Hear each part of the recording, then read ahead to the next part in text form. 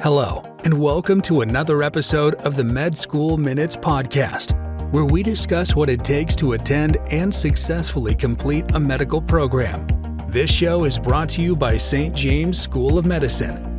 Here is your host, Kaushik Guha. Welcome to another episode of Med School Minutes, where we talk about everything MD related with a focus on international students, specifically students from the Caribbean. My name is Kaushik Guha, and today we're joined by a unique guest, Dr. Colin Son. He's trained as a neurosurgeon certified by the American Board of Neurological Surgery, specializing in minimally invasive brain and spine care. But Dr. Son didn't stop at surgery. He's now moving into entrepreneurship, applying artificial intelligence to transform patient access to physicians. In this conversation, we'll dig into his transition from medicine to business, explore what real-world AI means in the neurospace today, the challenges he's facing, and his vision for where things go next. Let's turn to Dr. Son now. Thank you so much for your time, Dr. Son. Really appreciate you making time to come on our podcast. Why don't we start by you giving us a little bit about your background and your journey in the field of medicine? Yeah, thank you for having me. I really appreciate it, and appreciate what y'all are doing with this podcast in terms of, I'm sure it's a marketing tool, but it's also seems super educational for medical students and especially pre-med. So my name's Colin. I am a neurosurgeon. I'm up in Texas. I am also an entrepreneur. So I've gone part-time clinical. I've totally jumped on kind of the AI hype train and how I think it's gonna, really change how we train physicians, how we educate medical students, how we access care, how we pay for care, how we regulate care. And so I have a company trying to get off the ground in that space, but still practicing neurosurgery part-time. I came to neurosurgery very circuitously.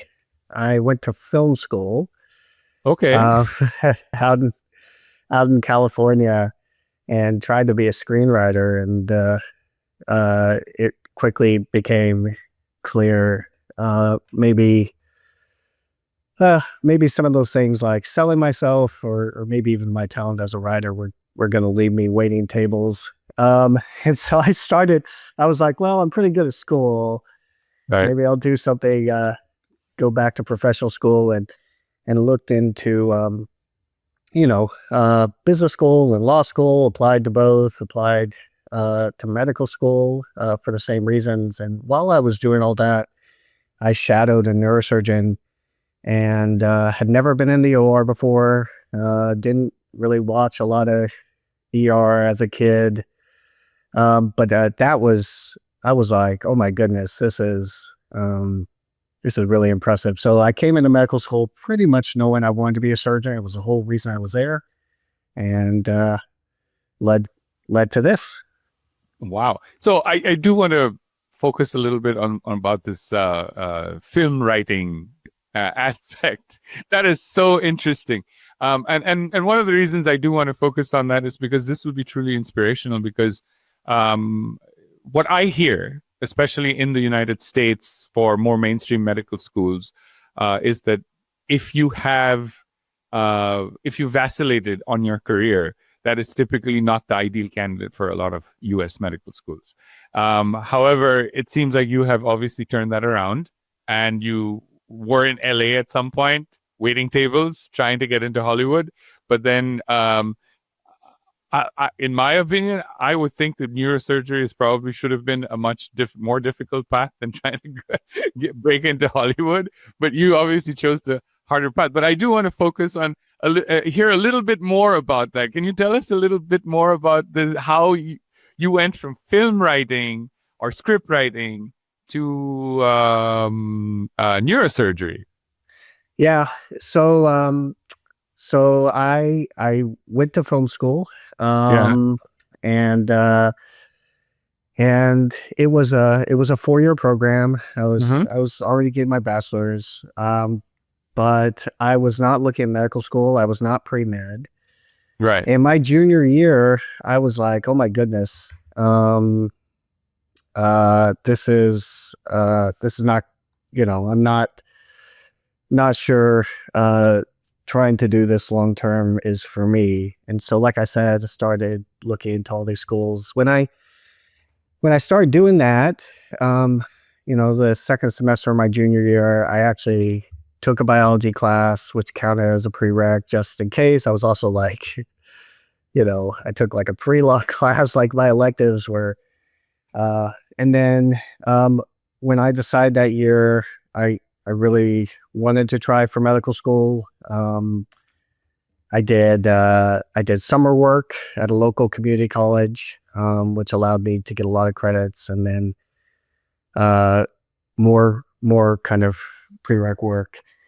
I hear what you're saying, that it is so competitive nowadays, everywhere, and that I think I definitely had some knocks against me doing some of my prereqs hurriedly, like at community college.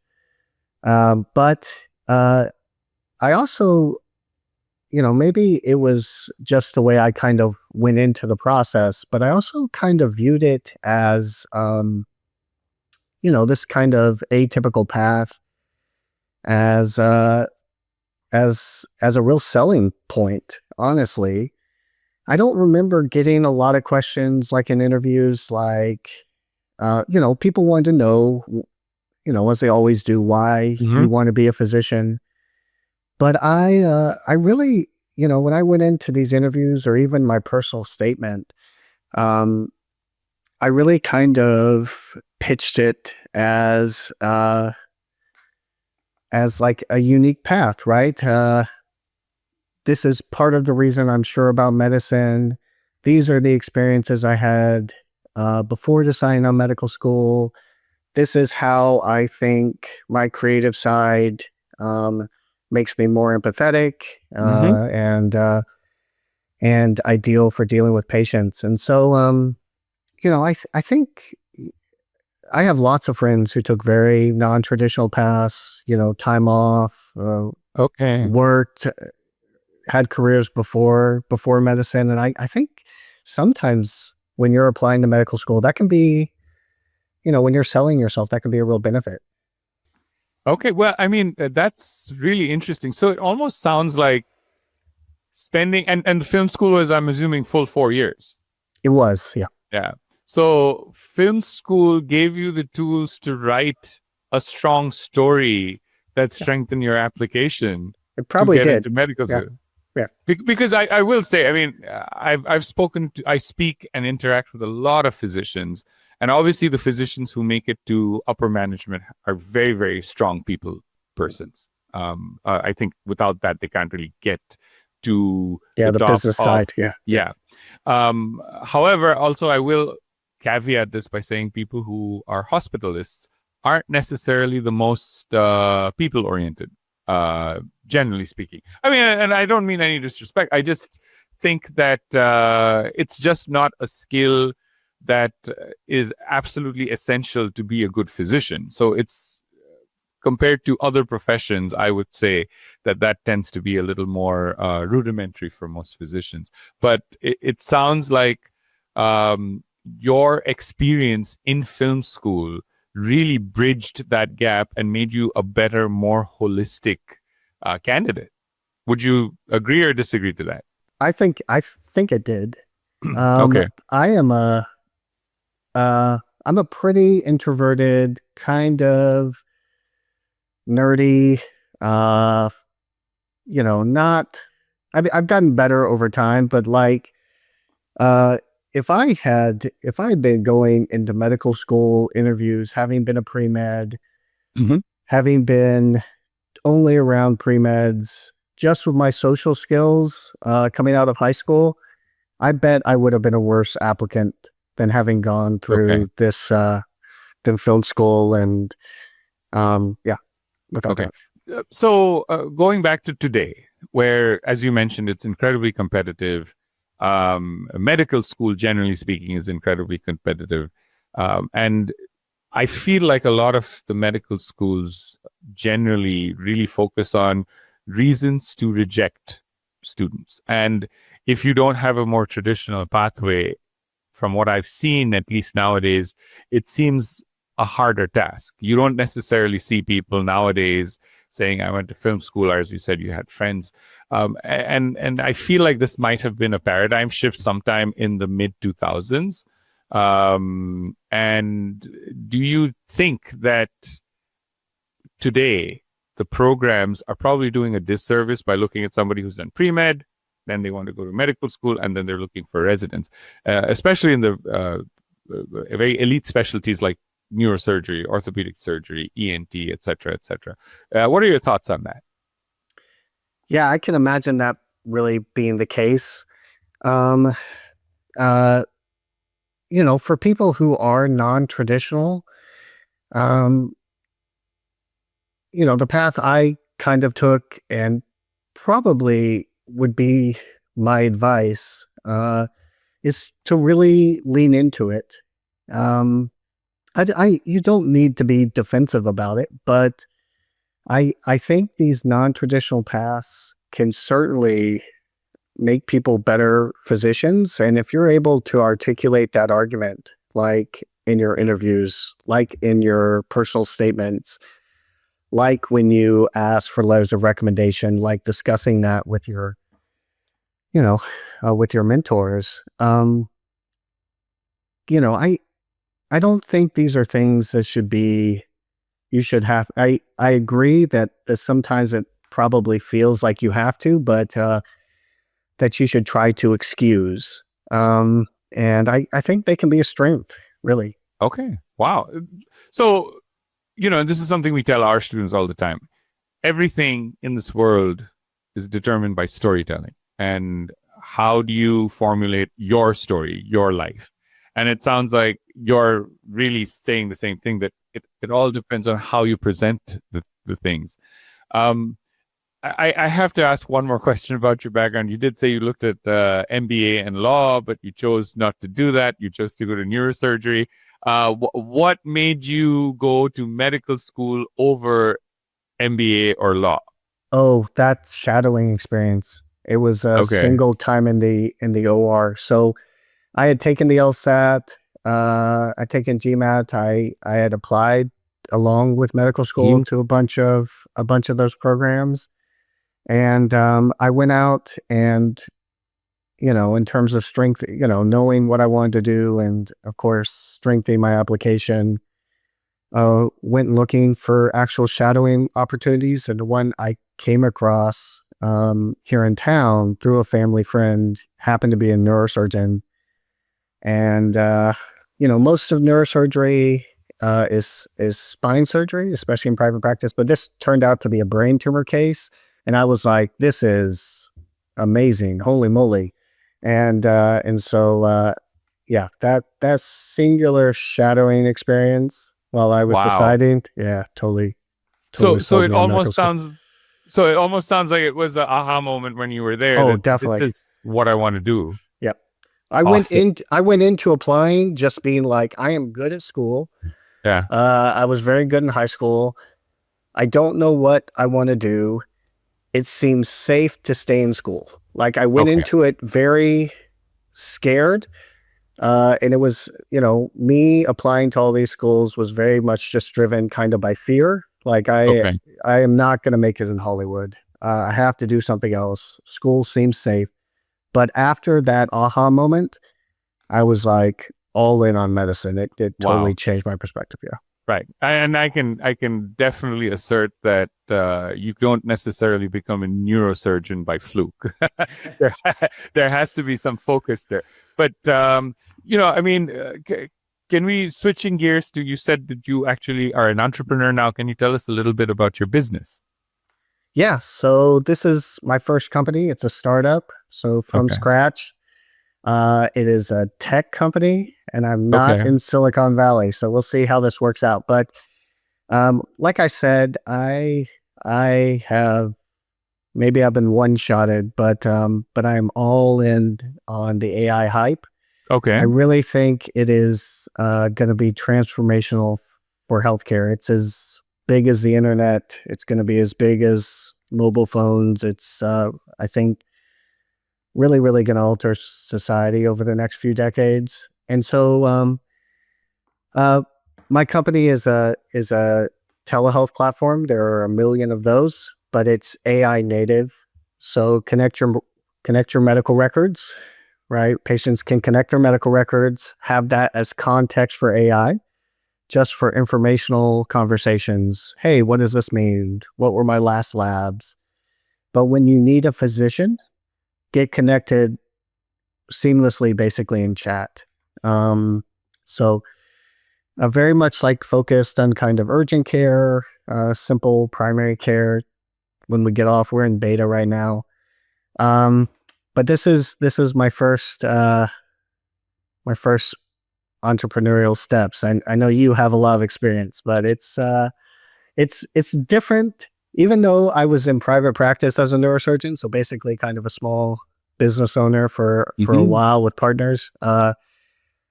This is definitely some different skill sets. Yeah. Right.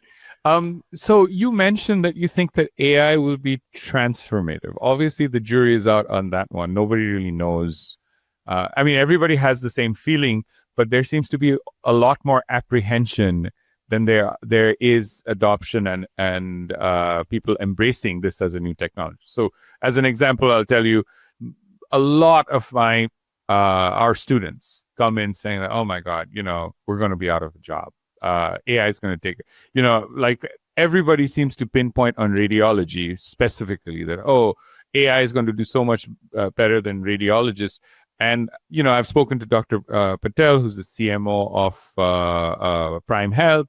We've spoken to the president of the University of North Florida. And their view is pretty diametrically opposite. They're saying that AI is actually going to supplement and make physicians better. What's your view? I think it's going to be a mix, but I think clearly, right, this kind of fear-mongering about job losses and things, at least in the short term, has been doomerism.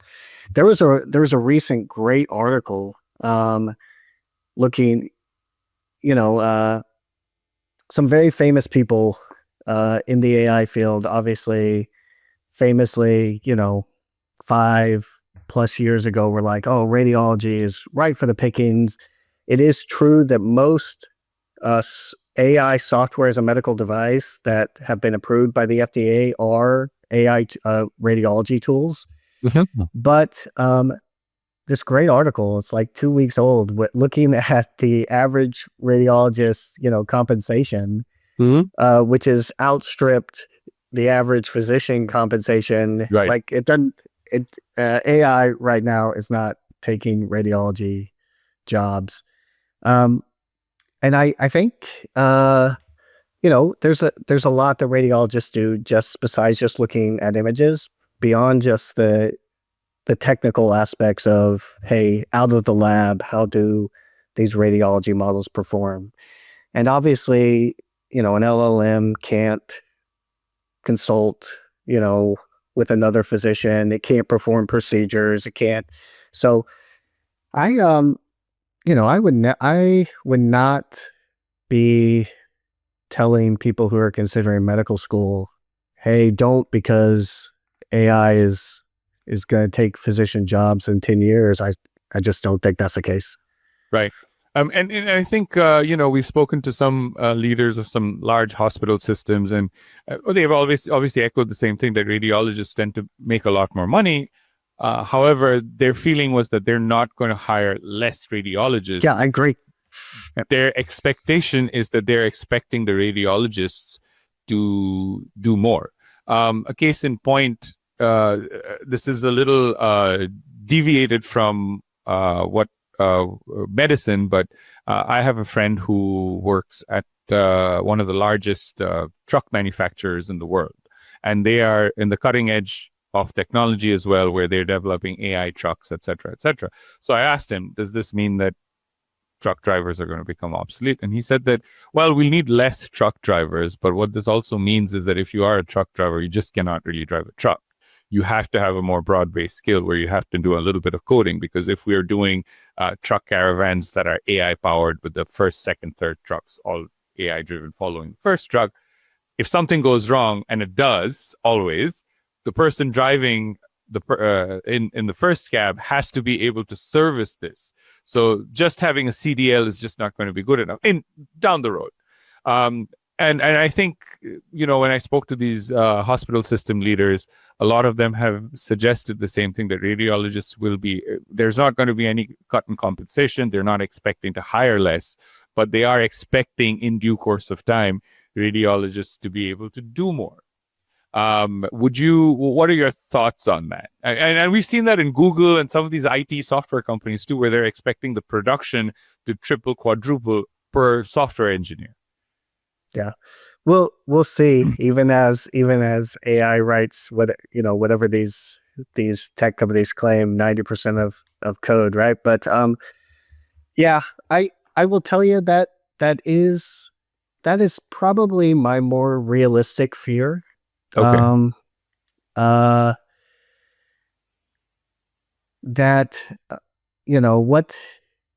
as you have these clinical decision support tools or these computer assisted diagnosing tools that like radiologists can use, what's that going to do for insurance reimbursement and the expectation on like the radiologist workflow and workload, right? Like, oh, the computer is doing some of this for you. Read 3 times as many films, right? So that might be how this plays out. I do think that as these tools proliferate, just having a basic understanding of them, AI in general, is going to be important for physicians. Okay. In your specific field, surgery and neurosurgery more specifically, do you think AI has impacted your field directly yet? I do. I'll give you a core example. So I even have I'm even more subspecialized in neurosurgery. I do mostly neurovascular stuff, so blood vessel diseases. Right. And so big strokes like thrombectomies, brain aneurysms, things like that. And this is very, very niche, but I'll give an example where AI has mattered a lot to my patients. So I take a lot of stroke call. In stroke call over the past 10 years, for large vessel occlusions, so when a big blood vessel gets blocked to the brain and is causing a stroke, there's been this paradigm shift where we know that much like when people have a heart attack and the cardiologists go in and reopen the vessel, that reopening these large vessels emergently can prevent people from having a stroke or keep their stroke small. And so that is a very emergent thing. So people will come into the ER with a stroke. They will get this imaging, a head CT, a CT angiogram that looks at the blood vessels of the brain. And they get that pretty much as standard of care urgently. And if you see a blocked blood vessel, right, you have to activate the team, activate me, get them over to the angio suite to get the blood vessel open. And there have been a proliferation of tools, even though radiologists are obviously very good at detecting these blocked blood vessels. These apps can do that in 15 seconds, right? What used to maybe take 10 to 15 minutes of kind of radiology workflow. Oh, the images get pushed over to a radiologist. The radiologist looks at it. The radiologist calls the ER doc. The ER doc calls me. Now, you get the scan and the AI like pings immediately. There's a blocked blood vessel and it just shows up on your phone. And even those 15 or 20 minutes, right, we know from the literature can affect outcomes in terms of the chance of people doing well. So that's one place that I use weekly that AI has really made a difference. There's no doubt. Oh, wow. And has AI reduced the workflow though for you? Do you think so? I think it's in that very, very niche example. Yes, it has made us more efficient. There's no doubt. I use a lot of other AI tools. So other popular ones, right? Clinical decision support tools like Open Evidence, right? Oh, this is, put in, ask questions rather than going just to PubMed and searching. I do use an AI scribe. It's kind of plus or minus, right? These are tools that listen to your conversations in clinic with patients and then spit out a note for you. I think that's a little bit helpful, but I would say that that probably that stroke example has been the most meaningful in terms of for my patients. Awesome.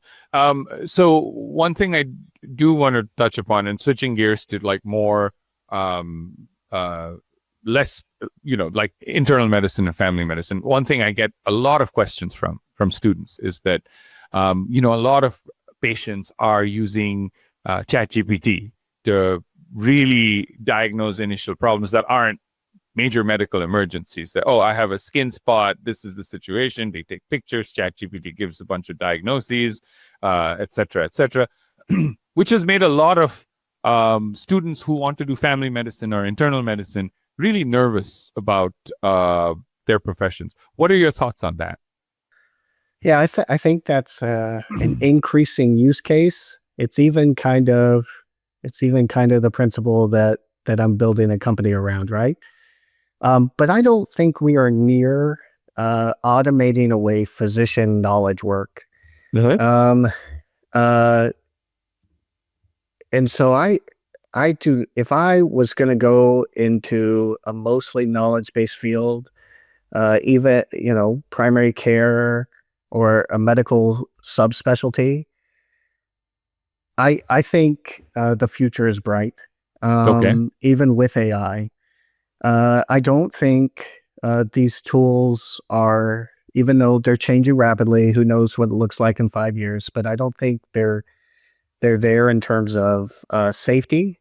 I think there are going to be huge non-technical things to replacing physicians: societal trust, reimbursement, liability.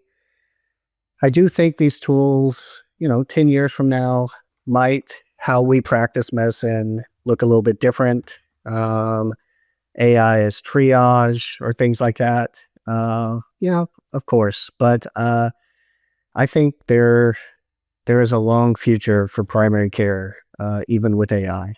Okay. And so obviously we've talked a lot about what AI can do.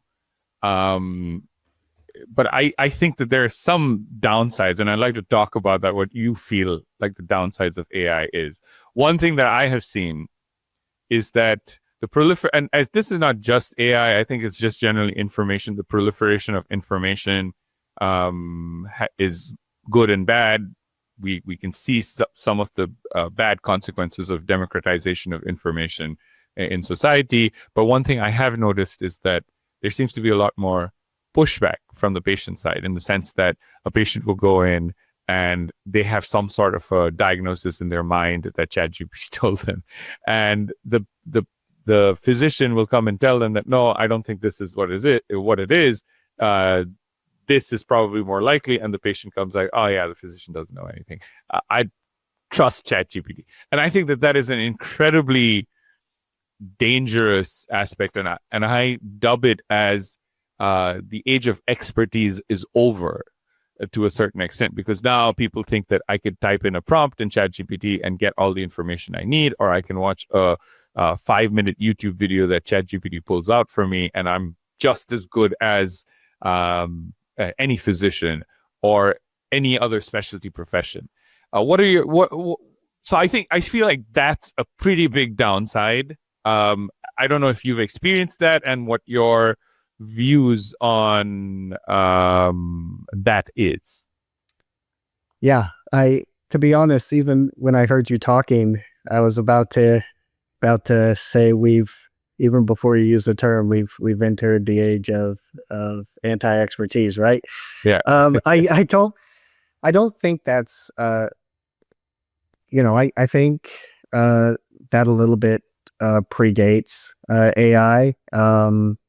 Maybe, I mean, not to get into politics, right? But you see, RFK yesterday Right. basically saying, "Hey, we shouldn't trust experts. That's not science." And so I do think there's a lot of that, and that AI might make that worse. I do think it's kind of a broader societal trend, though, not just AI.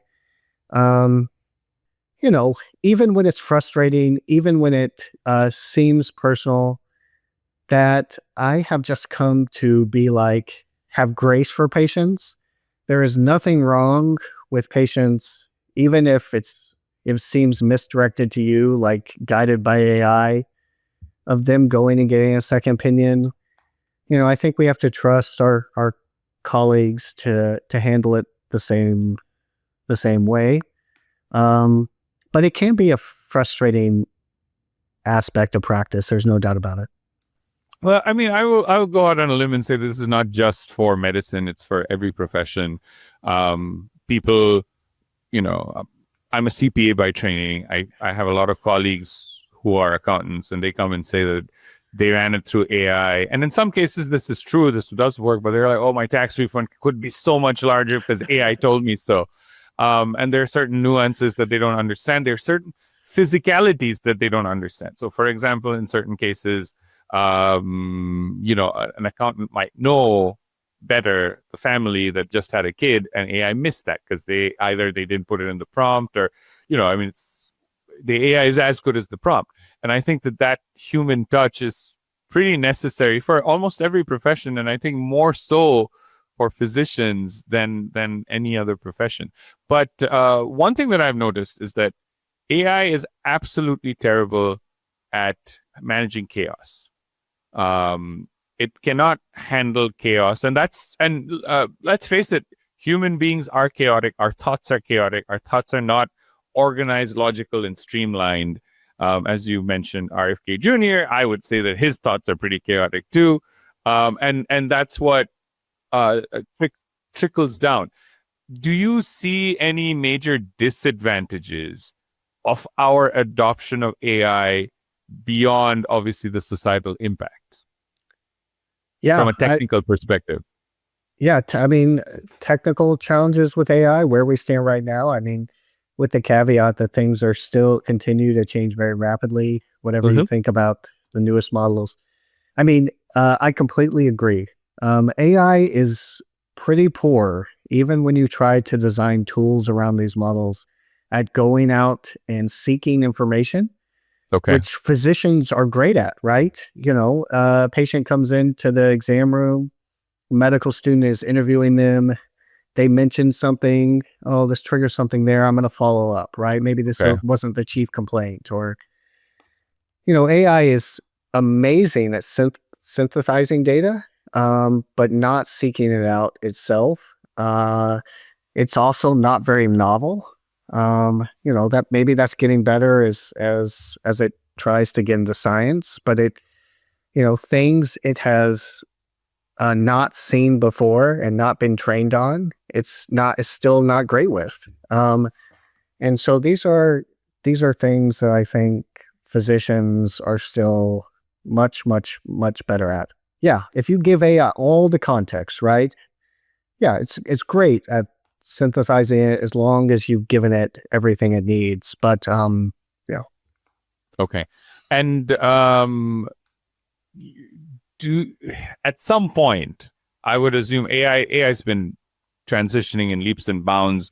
Just 2 weeks ago, there have been updates across all the AI platforms that have essentially, replaced a lot of, or will be replacing a lot of consultants, because as long as you can communicate with AI appropriately, it can do Excel sheets, it can do flow charts, and all of that. But do you feel that will change at any time in the near future, in the distant future? where we don't need to go to a physical person, but we're just sitting and, I don't know, talking to a ChatGPT persona? We may get there, especially in terms of like initial care. Mhm. I can envision a kind of medium term future maybe where physicians do a lot of triaging, a lot of like edge cases. Hey, the AI is unsure. Hey, review the AI's work. Um, Click in when it needs more. That might happen. I will say, we just in a broader sense, there's a lot of talk about AI taking jobs. Um, I not just for physicians, but I just think historically, right? Um, with as technology has become, everything of the 20th and 21st century, right? The driving force. Even as technology has advanced, it has really shifted the type of work that humans do. But it's not like, you know, the internet killed mail carriers or something like that. And so I think AI may really change how physicians practice and maybe how patients access care. Probably not in the very, very short term, but longer term. But I don't think physicians are going to become like dinosaurs at all. Right. Right. I would definitely agree with you. One thing I do want to say when you talk about jobs, from everything that I've spoken, everybody I've spoken to, it really seems like these large hospital chains are not necessarily interested in cutting or looking to cut any physician positions. What they are looking to change is they are looking to change the headcount and looking to use AI and leverage AI as much as possible. But they're looking to eliminate a lot of lower level administrative positions. And but because of that, do you anticipate the nature of physicians changing, where they're doubling up and doing a lot of the functions that, not all of it, but a lot of the functions that potentially a nurse is doing now? Hypothetically, because uh, because they might have more free time now because AI is doing some of the analysis work or some of that busy work, as you said, for radiologists. They're going through many, many reports, and something that used to take 10 minutes is taking 30 seconds now. And if there is not an increased patient volume, they're looking at doing more, just like a truck driver is being considered to essentially be a software engineer as well, or a software engineer is going to be driving trucks also nowadays. Do you anticipate that kind of a world where a physician is also doubling up as doing a lot of the basic work just because they have more time? Um, that's a really good question. I had never considered like physicians doing more.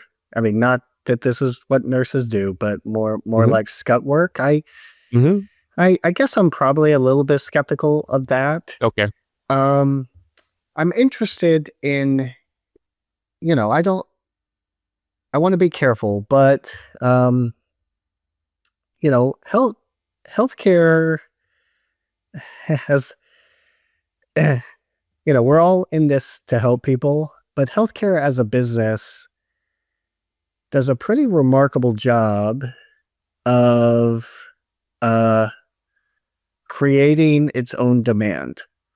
Right. So, I think a lot of people look at medicine as some sort of fixed thing. When you're sick, you go to the doctor. But I'm not sure that's 100% how, and people only get sick so much, but I'm not sure that's 100% how it works in the real world. And so, I think there will always, in the medium term, even if AI makes us more efficient, that there's gonna be enough patience. And so I think it's probably more realistic that, like we talked about, I think it's going to be important for physicians to know how to use these tools, troubleshoot these tools. Absolutely. And I think, like we talked about with the radiologist, that maybe there's demand to be for more throughput, be more productive. I can envision that. Okay. And I think this kind of goes back to the pyramid structure of our healthcare system, where, at least in the United States, they focus a lot more on primary care in the beginning, so that specialists have less, let's not call it a workload, but less acute patients at the latter end.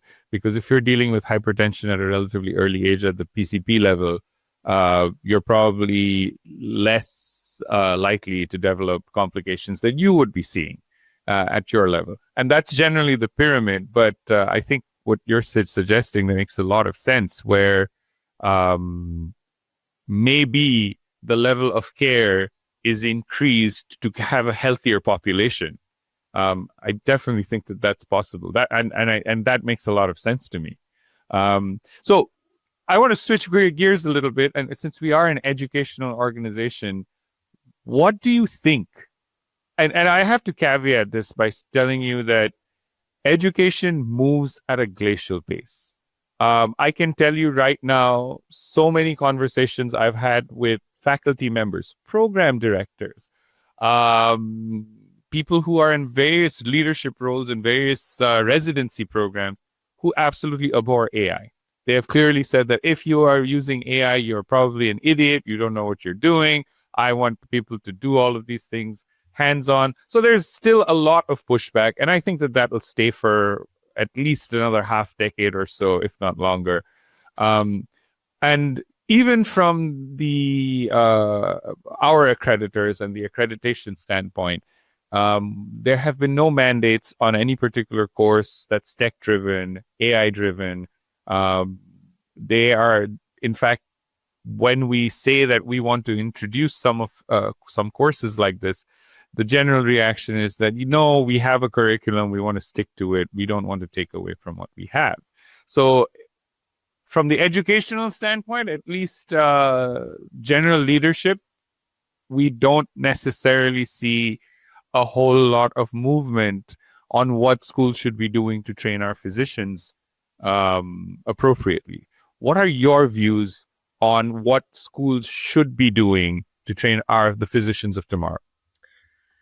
I think training people on tool use is absolutely important, even right now, right? Okay.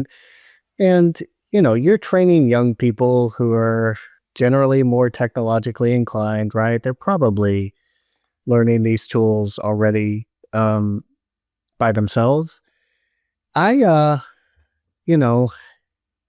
be really interesting how AI comes into education, even medical school education. I am pretty sympathetic, and I've heard similar arguments that you have. I'm pretty sympathetic to the idea of using, of what are the costs of using generative AI. I think there's a lot of value in terms of critical thinking and organizing your thoughts to a simple task like writing. And when you offload that, what are kind of the long-term costs? And so I'm sympathetic to people who really don't like that. But, I'm really curious to see how, holy moly, right? Does every lecture need to be live, right? My goodness, right? We asked AI about this topic and it generated this whole hour-long audio lecture and slides itself, and using it to do research, things like that. So I I think it'll be really interesting. I mean, you're obviously a lot closer to it than I am in the education field. Uh, I do think you have to be careful when you're trying to offload your critical thinking to it. I think it is an amazing research tool. It can be amazing for like helping you learn, for synthesizing stuff. But if you're like, well, I'm just going to have this AI write this essay for me, I don't know. Right. Well, I mean, absolutely. So that's just being lazy. Like if you're Yes, fair enough. using AI to completely substitute something, but so one of the challenges that we've had is that right now AI is pretty disparate. You have ChatGPT, you have Claude, you have Perplexity, you have Google Gemini, you have Grok. They all are different and they all have somewhat different answers. And we've tested all of these. So the 5 that I mentioned, I have personally used all of them. And the results are not reliable in the sense that obviously I'm asking it relatively subjective questions. I just basically choose the answer that I like best, that I think fits my narrative the best, which is obviously a little bit of critical thinking. But when if you were to hire somebody, or if you were to get a neurosurgeon resident, a first-year resident, for your in your university, would you care that they know what these 5 systems are and how to use them and how to create a username? Does that matter to you as of today? No, to be honest. Okay. There would certainly be expectations. Hey, these are the tools we use. This is the ambient scribe we use in our clinic. This is the stroke alert tool we use in our clinic or hospital. Learn the basics of these. But would I care if they knew the nuance of, hey, I've discovered Claude is better at writing and ChatGPT Codex is better at coding? No, I wouldn't. Okay. So when we're talking about AI education in general, do you think what would matter to you? Like how to write a prompt? If they have a general idea of how to write a prompt, having some guidelines or guardrails that they personally know that we shouldn't do these things with AI. What's the flow that you would care about as an AI entrepreneur, as a neurosurgeon, when you're hiring somebody? What would matter to you? I want them to be relatively technologically savvy, right? All these, even the tools we're building on top of models, they all work generally the same, right? Hey, you're coming in and, I'll give you an example, right? I mean, this is not a new challenge. AI is not new, but my goodness, looking at we recently, about 1.5 years ago, sold ourselves to a big healthcare system. We were private practice and we became employed. And that entailed, because this was entirely new employees, entirely new hospital, a new EMR. And like watching my, 60-year-old partners try to get a handle on that, it's a slow, painful process. So, a lot of these tools work very, very similarly. Being familiar, being able to pick up new tools. I think being able to prompt and to critically assess AI's responses, right? Oh, that's like not right. And to be able to ask it questions and give it context where that's a lot less common and it gives you answers that you're looking for, yes, is absolutely key as well. Okay. So generally the concept of prompting, which I think is really the basis and backbone. And I know I've been using AI for about 2 years now. And I think the sophistication that I needed to create a prompt to give me meaningful answers 2 years ago has dramatically reduced today. Back in the day, I felt like it almost needed to follow a certain formula.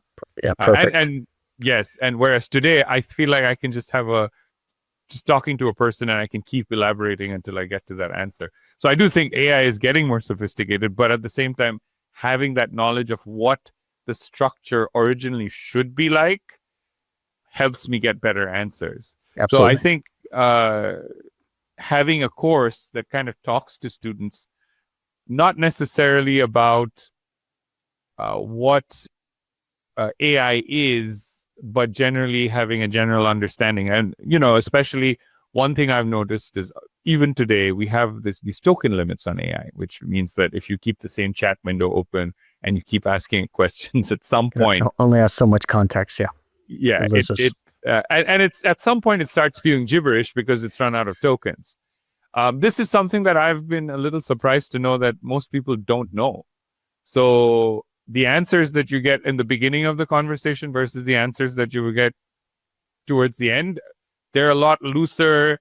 AI hallucination is still a factor, which is, again, I'm surprised that a lot of people don't know. But I think having a course that really talks about these concepts, and again, these are changing so much over time and may be completely obsolete at some point. Hallucinations, and if they have that kind of a structure and a knowledge, would that be beneficial to a person like yourself?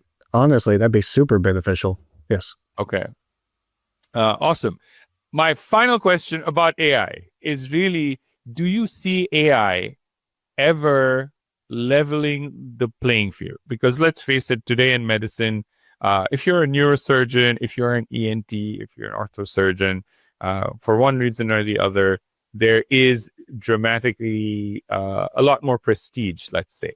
And not to say that, I think just generally being the doctor, I have my view that there are only 4 real professions in the world. And I think being a doctor is definitely one of them, no matter what kind of physician you are. But I think, do you think AI will ever level the playing field between the discrepancy between all these specialties and doctors? Number one. Number two, obviously, in some of the more elite fields like radiology, anesthesiology, surgery, the different kinds of surgery, there's still a little bit of stigma for IMGs. I know that stigma has gone away quite a bit for medicine in general. As I said, our school is since 1999. We saw a lot of that in the early years. I've personally had conversations with the program directors who've said that if you're from a Caribbean school, this is not the program to apply for. Which is, in my opinion, completely baseless, because in the United States, we have a standardized system. Everybody takes the same tests. If you score well on these tests, I don't see the problem with applying. But do you see AI ever really leveling the playing field and decreasing the discrepancy between the various medical professions, and then within the medical profession, say the DOs, the Caribbean MDs and the American MDs? Do you see that happening? And if so, how do you anticipate that to play out? Yeah, that's a really good question. And I haven't given it a ton of thought, but you can envision a scenario where that might be the case. I really think that if that does happen, it's probably more medium to long term. But, as AI may really I can envision a scenario where AI kind of levels the compensation structure, levels the prestige factor for physicians. And a lot of that is kind of what drives competitiveness. And so if that happens, right, if AI leads to, say, lower compensation for procedures or something like that, which I could totally see happening, I think that could dramatically kind of change the face of what constitutes a competitive specialty or not, and change the whole residency application process is possible without doubt. Okay. Well, that's very interesting. So, do you think that AI will, and we've touched upon this briefly earlier in our conversation, but do you think the demand for physicians, and I know you mentioned that the healthcare system has a way of creating its own demand in the sense that having healthier people, and this is very apparent in our life expectancy. We've seen this, like our life expectancy, even in my lifetime. I remember when I first moved to the United States, the U.S. life expectancy at the time was in the late 70s. Today, it's in the early 80s, or very close to 80, if I'm not mistaken. This is exclusively because the government and physicians have worked towards making doctors more accessible. And yes, there's a whole healthcare and insurance argument. I'm not getting into that, but generally, being able to see physicians earlier just allows people to get healthier. But do you think AI at any point will reduce the demand for some specialties across the realm of physicians? Maybe family physicians, you don't need to see them that much.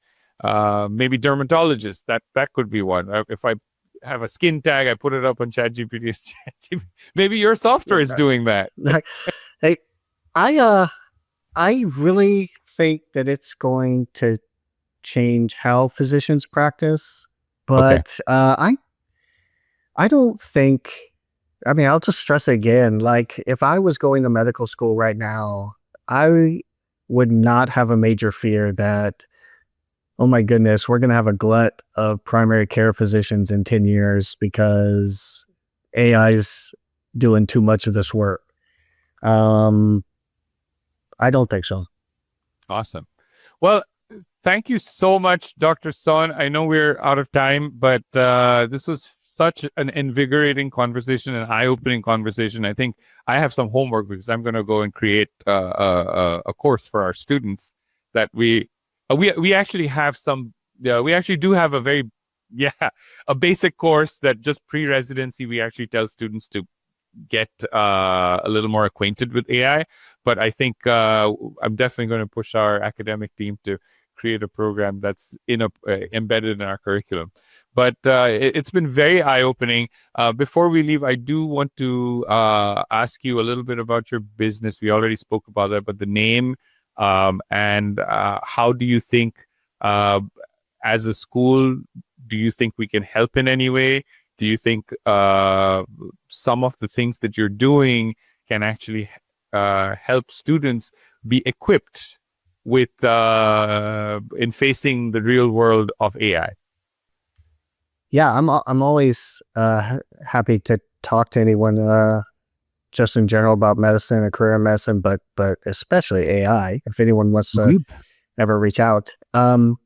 But yeah, I am working on this company called Southia Health. It is in beta, but like I said, it's kind of a patient-facing AI telehealth platform, and hopefully, if in the future, if any of your students are looking for work, even telehealth, remote work, love them to reach out as well. So after they finish residency. Thanks again, Dr. Colin Son, for joining us today and sharing your journey from neurosurgeon to entrepreneur and how AI is reshaping the future of medicine. If you enjoyed this episode, make sure to follow or subscribe to the podcast on your favorite platform, leave a review, and share it with a friend or colleague who's passionate about healthcare and innovation. You can also download past episodes and find updates on our upcoming guests. And remember, there's no shortcut to getting an MD. Thank you so much for tuning into our show. We hope you enjoyed another episode of Med School Minutes. If you like our content, please follow us and receive notification when a new show is posted. This podcast is brought to you by St. James School of Medicine. For a video version of this podcast, please check us out on sjsm.org/video.